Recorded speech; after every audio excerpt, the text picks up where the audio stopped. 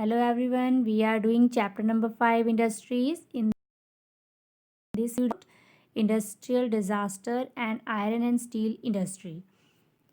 Industrial disaster. Disaster means unfortunate incident.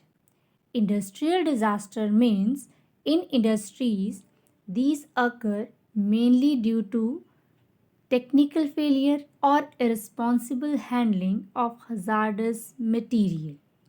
Hazardous means dangerous. So that means in the industries, if there is technical problem or if there is carelessness for handling the things, that time this type of disaster may happen.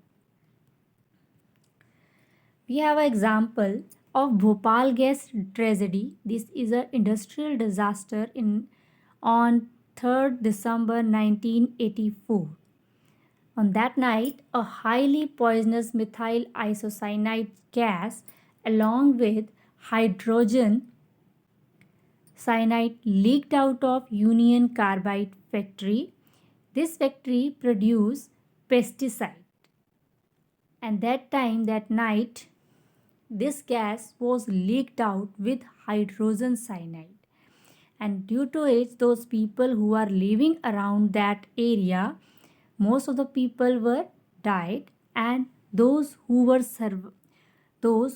survived still suffer from one or many ailments like blindness, impaired immune system, gastrointestinal disorders, etc. Risk reduction measures, that means how can be this type of problem can be reduced. So what measures are there? Residential areas to be away from industries. So that means industries should be settled down there where the people are living far away. Improve fire warning and fighting system. So that can be improved. So then during that time, if there is any technical problem, anything is happening, that time people should be alert through the fire warning and fighting system. Awareness of hazardous substances in people living close to vicinity. So those people who are living around it, that should be aware regarding this type of dangerous substances. So then people should be aware regarding it. Improve pollution dispersion qualities. So then those chemicals which are also disposed in the river, suppose river are there, and if the people are using that water for drinking, so their health can be harmed. So that should be improved. World major industries, mainly three main industries are there: iron and steel industry, textile industry, and information technology, means emerging industries. So iron and steel industry, textile industry, and information means IT sector is there. So in this video we will study about iron and steel industry. Iron and steel industry. It is a feeder industry as it provides raw material for other industries. Why this industry is called the feeder? Because to other industries, those industries which use iron as a raw material, and they get these raw material from the iron and steel industry. It is comprised of various inputs, process and outputs. So here iron and steel industry is the main industry, and it is economically become the strong any country, and it comprised of various inputs, processes and output. Iron and steel industry inputs. For iron and steel, their input is required: iron ore, coal, limestone, along with labor, capital, site and other infrastructure. So these are the main inputs which is required for iron and steel industry. Process raw material is then put into blast furnace for smelting. So that means iron is found in nature in the form of iron ore. The iron ore contains several impurities. It is mixed with coal and limestone and smelted together in a blast surface. This molten material still contains some impurities. It is released in a mold to make pig iron. Pig iron, after solidification, is hard but brittle. When all impurities are removed, we get pure iron. Certain amount of carbon is mixed with pure iron to make steel. Iron and steel industry. The output of this industry is used by other industries as their raw material.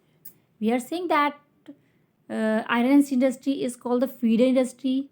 Why? Because whenever iron and steel industry prepare the iron steel, and that steel is used as a raw material to another industry. So that's why iron and steel industry is called the feeder industry. It is also known as backbone of modern industries. Why we are calling that backbone? Because it is so because various things like ships, trains, trucks and autos are made up of steel. Not only these things, many other things are also there, like needles, safety pins, steel machineries, pipelines and other steel equipments, and for the farming machinery, these are also made up of steel. So that's why it is called the backbone of modern industries. How is location of industry decided? Time to time, that decision of this location of the industry, that was also changed. Before 1800 AD, iron and steel industry was located where raw material, power supply and running water were easily available. Later, the ideal location for the industry was near coalfield and close to the canals and railways. After 1950, iron and steel industry began to be located on large areas of flat land near seaport as it becomes easier to import and export it. So that means in the 1800, that is located near the where raw material, power supply, running water easily available. Later on, that is located near coalfield and close to the canals and railways. And after in 1950, that was located where the area is flat and that is near to the seaport. So then they can also imported things from overseas.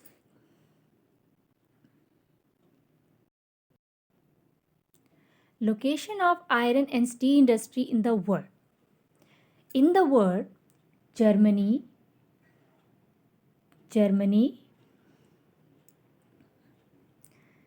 China, Russia, USA, these are, and Japan. These are the major iron ore producing areas. And in India, Bhilai, Burnpur, Jamshedpur, Durgapur and Rourkela, that is located in different states. You can see in this map Burnpur and Durgapur, that is in the West Bengal, Jamshedpur and Bokaro in Jharkhand, Rourkela in Odisha and Bhilai in Chhattisgarh. These are iron and steel producing states. Thank you and have a nice day.